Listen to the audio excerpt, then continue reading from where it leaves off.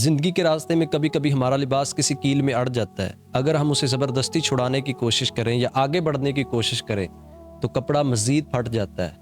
سمجھدار انسان پیچھے ہٹ کر آہستگی سے کپڑے کو چھڑانے کی کوشش کرتا ہے تاکہ زیادہ نقصان نہ ہو۔ بالکل اسی طرح انسان کا دل بھی جب گناہوں کے کیل میں اڑ جاتا ہے، پھنس جاتا ہے، تو اگر انسان ضد کرے، گناہوں پر اصرار کرتا رہے تو دل مزید زخمی ہوتا چلا جاتا ہے۔ مگر جو شخص 2 قدم پیچھے ہٹتا ہے، یعنی ندامت اور توبہ کے 2 قدم اٹھاتا ہے، وہ اپنے دل کو آزاد کرا لیتا ہے، اپنے دل کو مزید زخمی ہونے سے بچا لیتا ہے۔ تو اصل کامیابی یہی ہے کہ اپنے گناہوں کو پہچانا جائے اور دل میں شرمندگی محسوس کی جائے اور اپنے رب سے معافی مانگی جائے۔